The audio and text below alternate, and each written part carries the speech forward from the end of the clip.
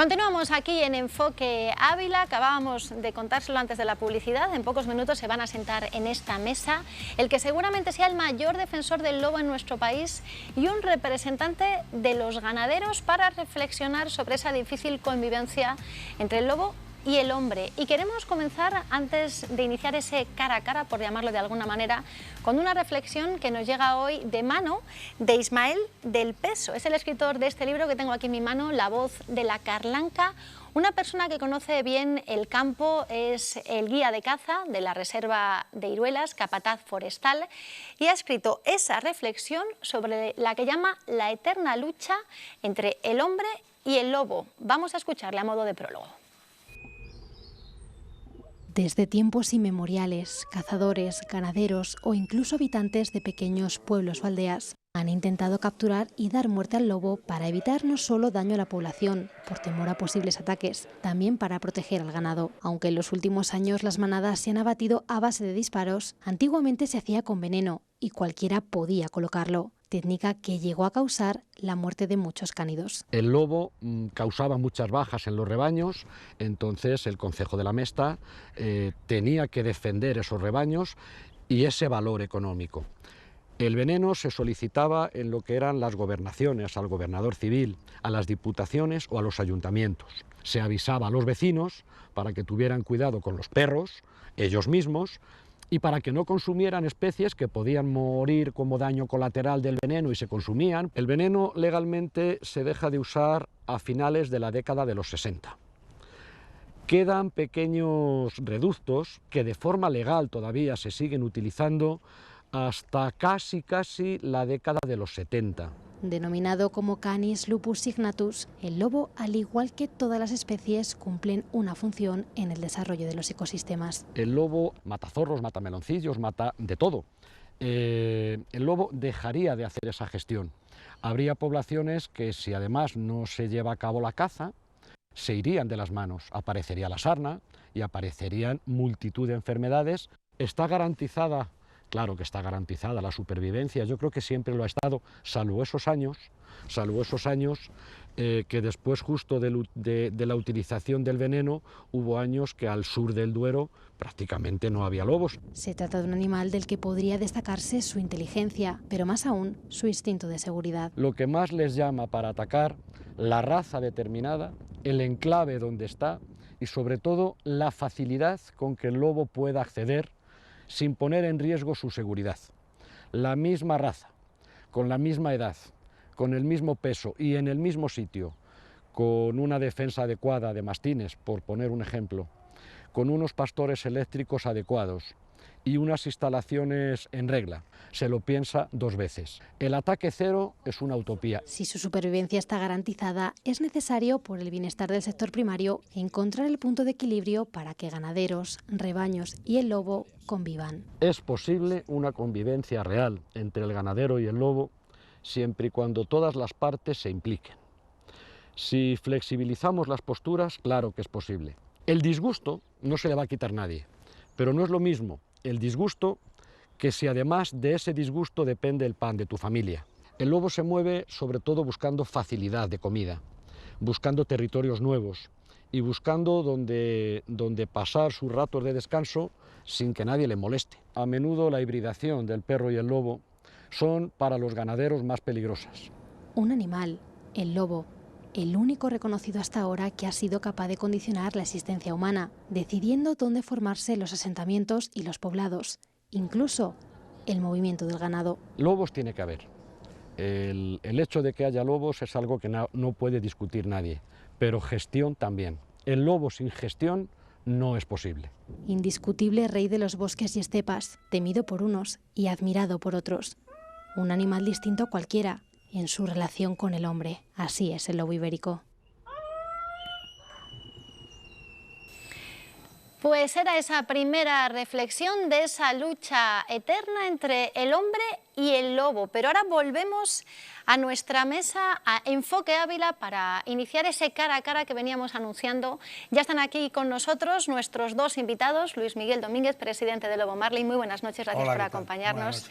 Y Joaquín Antonio Pino, que hoy no entiende de siglas, viene como veterinario, ingeniero agrónomo, para alzar la voz en nombre de los ganaderos abulenses. Así es. Buenas noches. Buenas noches, igualmente. Comenzamos, si le parece, hablando con Luis Miguel Domínguez. Su imagen es de sobra conocida. Usted está considerado uno de los grandes defensores del lobo en nuestro país. Y en primer lugar me gustaría preguntarle por esa especie. ¿Cuál es su situación en este momento? ¿Está en peligro? ¿Está en peligro de extinción? Sin duda alguna.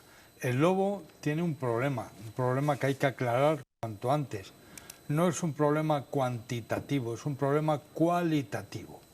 El lobo tiene un problema genético muy serio, que le viene heredado de aquellos tiempos, concretamente de la década de los años 70 del siglo XX, no hace tanto, cuando el lobo entró en un cuello de botella genético que le obligó a una endogamia, que lo que ha hecho en el lobo es perder variabilidad genética.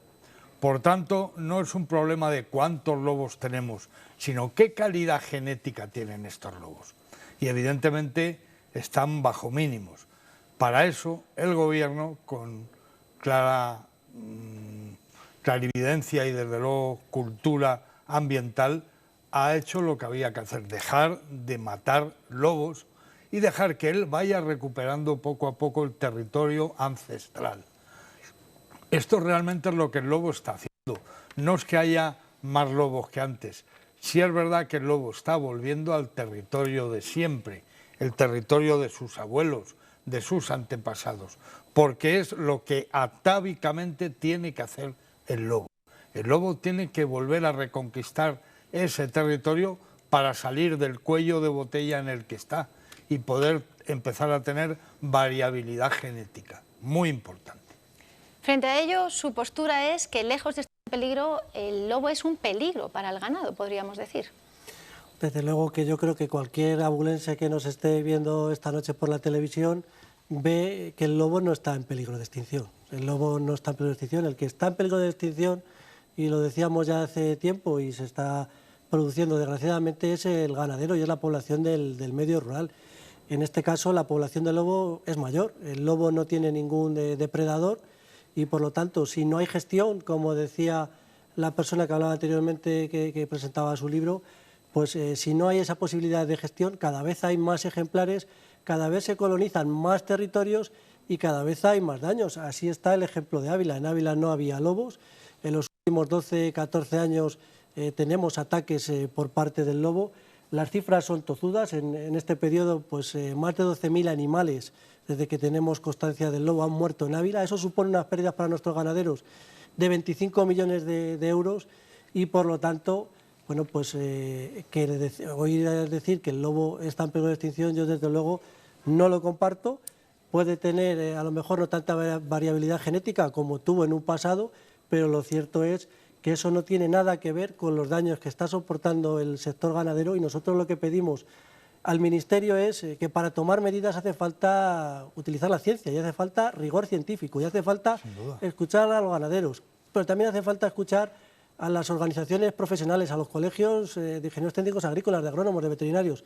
Todos han dicho que era una locura, que era un disparate blindar el lobo, y además así lo han dicho comunidades autónomas loberas, donde está el 95% de los daños y del censo en España, que son de distinto signo, algunas gobernadas por la izquierda, otras por el centro derecha, y todos se han puesto de acuerdo y todos están reclamando, en este caso, un control y una gestión de la población de lobos. En todo caso, Joaquín, todas las reclamaciones que se han hecho al respecto han fracasado y van a seguir fracasando, porque el Consejo de Estado, entre otros, consideró desde el principio que España debía cambiar el rumbo con respecto al lobo ibérico.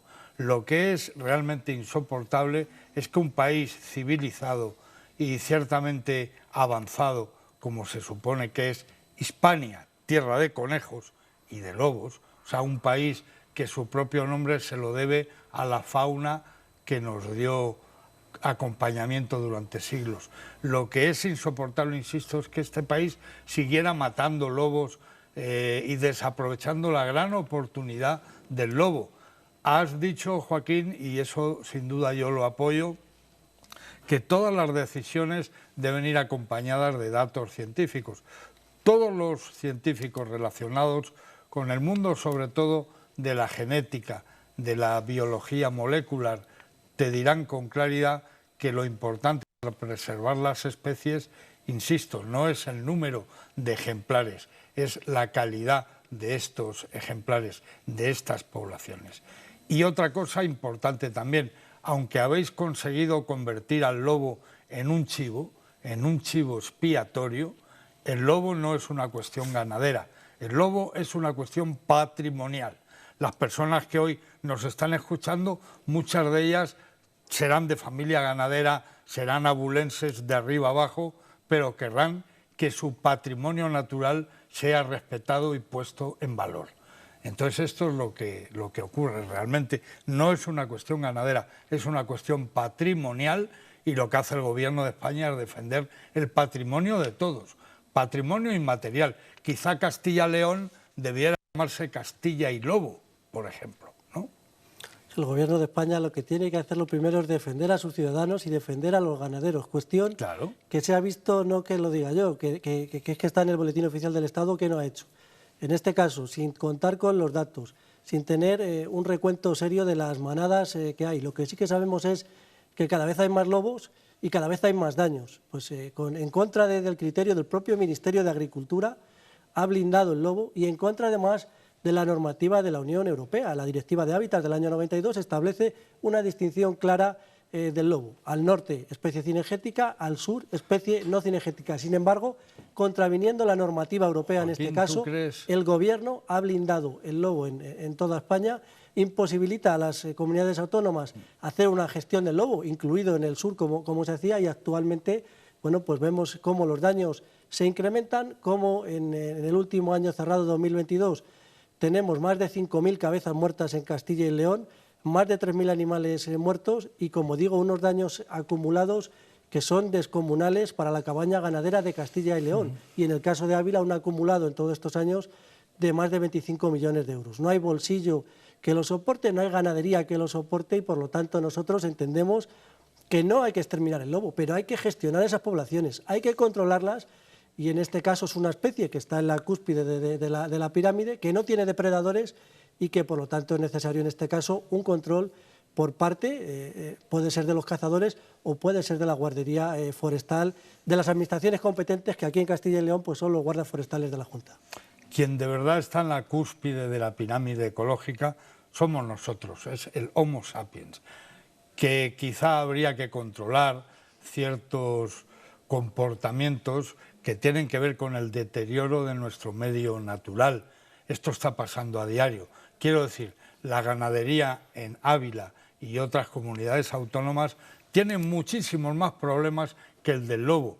Es más, lo digo con claridad, el lobo es un aliado vuestro, Joaquín, porque te voy a decir, no me interesa vencer, quiero convencer.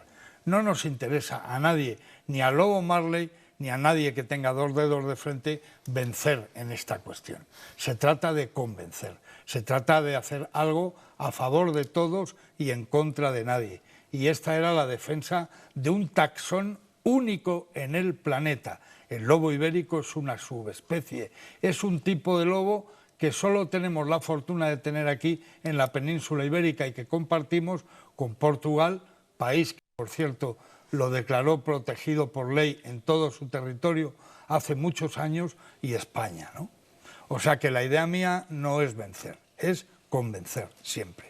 Nosotros simplemente queremos vivir, y actualmente, bueno, contra el problema del lobo y muchos más que tenemos efectivamente este año, que se nos juntan, como es la sequía, como son enfermedades nuevas que desconocíamos, la situación es muy complicada, pero desde luego que en los últimos años la situación que tiene el ganadero de Ávila a cuenta del lobo es complicadísima, y ahí están las cifras. Ávila soporta pues cerca del 50% de los daños en valor económico de toda Castilla y León, y yo entiendo que una provincia como la de Ávila, con un acumulado, lo va a repetir, de pérdidas de más de 25 millones de euros, con unas pérdidas actualmente anualmente que rondan los 3-4 millones de euros, pues tiene otras prioridades, que uno es tener población, tener ganaderos, generar actividad económica y que además las personas que nos están viendo tienen que saber que es en este caso el dinero de sus impuestos, tienen que decidir a qué va.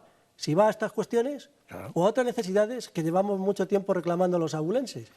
Por ejemplo, la radioterapia. La radioterapia ha costado 5 millones de euros, el lobo, en este caso, ha causado unos daños por más de 25 millones de euros. Yo creo que las cifras son tozudas y que desde luego hay que tener prioridades, y la prioridad en este caso para los ganaderos es población en el medio rural, que además cuida las tradiciones y preserva nuestro medio ambiente. Iban a hacer una pregunta, Luis Miguel, ahora les lanzo yo también otra cuestión, si lo desea puede... No, solamente, Joaquín, quería decirte que mis datos hablan en otra dirección. Los datos de un espacio de investigación, el centro que investiga las cuestiones del lobo hoy, que dirige nada más y nada menos que Fernando Palacios, indica con claridad que desde que el Observatorio del Lobo Ibérico, desde que el lobo ha sido protegido en el año 21, hay menos ataques al ganado. Y tiene una explicación. Esto tiene una lógica aplastante. Como dices que las cifras son tozudas, la ciencia es tozuda. Y la etología, la ciencia que estudia el comportamiento animal, ya ni te cuento. ¿Qué hace la caza? ¿Qué hacemos cuando abatimos un lobo o a un grupo de lobos? Buscar el trofeo en este país. ¿Y el trofeo en qué consiste? Buscar el ejemplar más potente, más poderoso, el macho alfa. Y por tanto descabezar esa manada y hacerla incapaz de capturar un jabalí o capturar un corzo o capturar un ciervo. ¿Qué hace el lobo en esa situación? Ataca al ganado. ¿Qué hace ahora el lobo que ya no se le caza? No ataca al ganado. El lobo no caza para llenar el buche. El lobo caza porque es un juego social que pone en marcha su jerarquía, su estatus y las bases de su sociedad. Por eso necesita cazar cuesta abajo en un pedregal, jugándose la posibilidad de partirse una pata y en busca de una pieza de la fauna silvestre. Un pequeño apunte. Las cifras son tozudas y desde luego que desde el año 2021 que se blinda el lobo en España, los ataques claros que se han incrementado. Estos son cifras oficiales de ataques y de número de cabezas de la Junta de Castilla y León, de lo que está comunicado, que serán más porque hay muchos que no se declaran. Aquí están en este caso el número de cabezas, vemos cómo el punto de inflexión en el año 2021 se dispara la pendiente y vemos también cómo en el número de ataques pasa lo mismo. Por lo tanto, hay más ataques, más cabezas muertas desde que se produce esta modificación legislativa. Por cuestión, porque en el norte ya no es especie cinegética y porque con esta legislación en el sur se ha impedido la gestión y se ha impedido controlar al lobo, incluso cuando los ataques son reiterados, cuantiosos y el ganadero se encuentra atado de pies y manos. Ataques que en muchas ocasiones, Joaquín, y tú lo sabes, se trata de cánidos, pero no del Canis lupus signatus, sino del Canis familiaris, del perro asilvestrado que, por desgracia, pulula por todos los montes de España, ¿no? Y no sabemos decir cuántos hay, cuántos cientos de miles de perros abandonados hay por los montes de España, que atacan al ganado y que eso se les siempre achaca. Yo creo en el buen hacer de los funcionarios públicos. En Castilla y León son los agentes forestales los que certifican que es ataque de lobo y en Ávila precisamente hay muy pocos casos dudosos. Prácticamente me atrevería a decir que ninguno. La mayoría de los ataques son certificados por los agentes forestales, por funcionarios, en este caso al servicio de la administración. Debes ser tú la única persona que, sin hacer el protocolo que hay que hacer, un protocolo que incorpore una investigación genética, como se hace en Europa, debe ser la única persona que sabe identificar de manera inmediata. Yo no los identifico, son los funcionarios de la Junta y, como digo, además, de algo esto sé, pues por de formación profesional como veterinario de profesión. Claro. Y yo les pregunto, con esta postura inicial que ha quedado muy clara, lo que también está muy claro es que a día de hoy el lobo y el ganadero tienen que convivir en nuestro país, tienen que convivir en nuestra provincia. Escuchábamos a Ismael del Peso decir que al final esa coexistencia es posible siempre que ambas partes estén dispuestas a flexibilizar.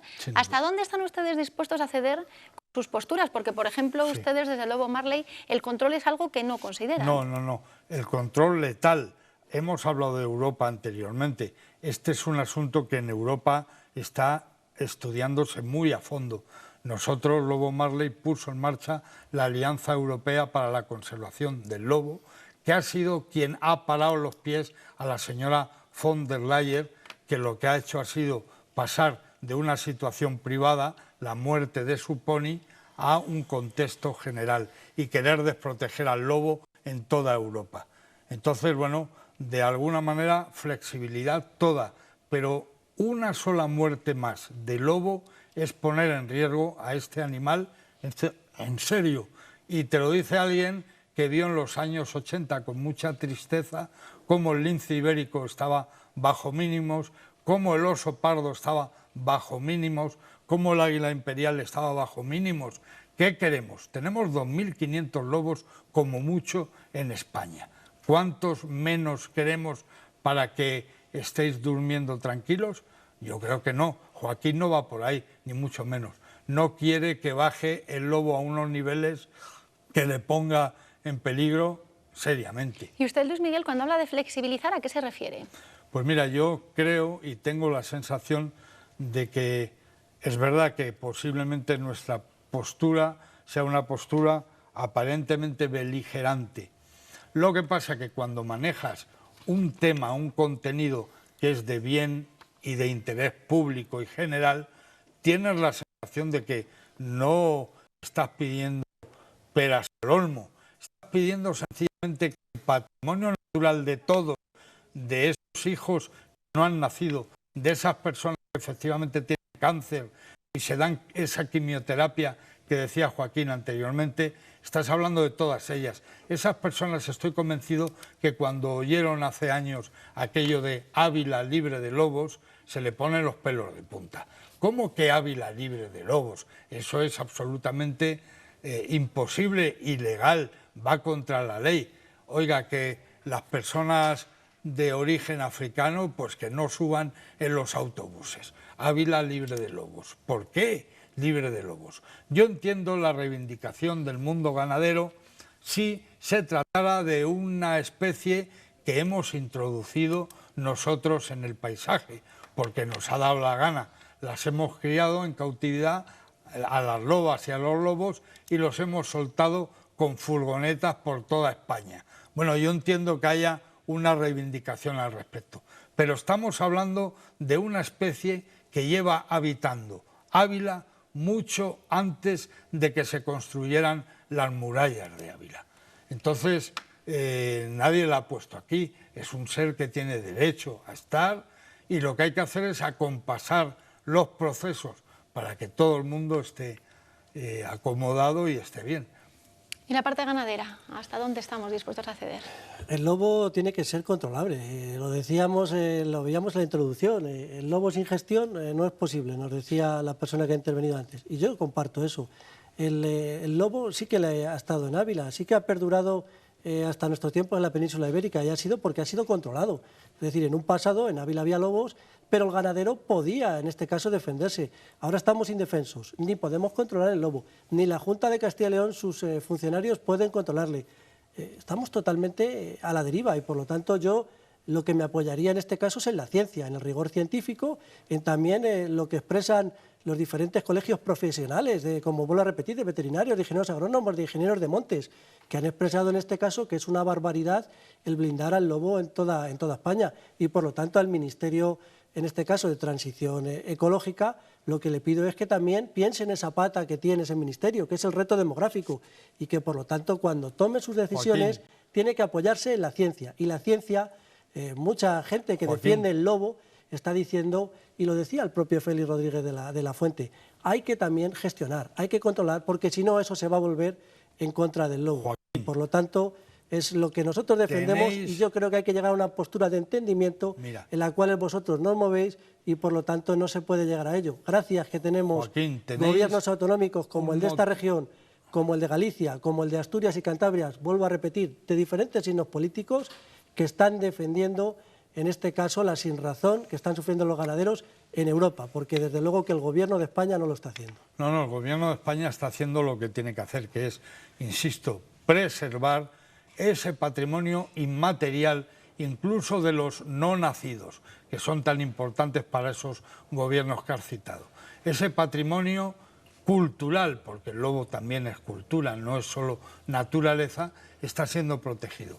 Te quiero decir, Joaquín, hay un montón de enfermedades, hoy habéis citado una de ellas, que padece el ganado, que padece la cabaña ganadera castellano-leonesa.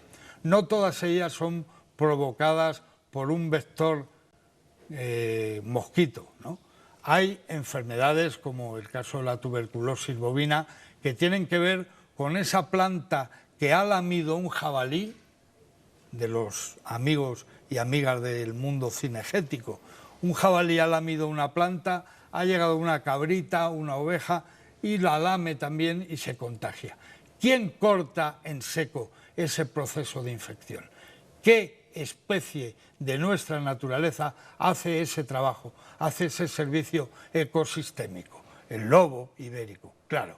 ¿Lo vas a hacer tú, lo voy a hacer yo, lo va a hacer 200 agentes medioambientales? No, lo van a hacer los lobos. Mientras estamos tú y yo aquí hoy, lo están haciendo ya. Se nos está acabando el tiempo y me gustaría lanzar una última pregunta. Hemos dicho hasta qué punto estaban ustedes dispuestos a ceder ambas partes, pero lo que está claro es que el lobo y el ganado tienen que convivir.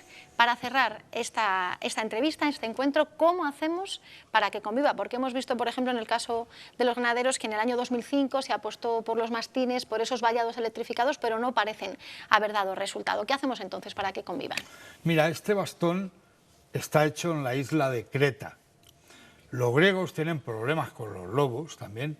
De vez en cuando mueren algunas cabras atacadas por el lobo.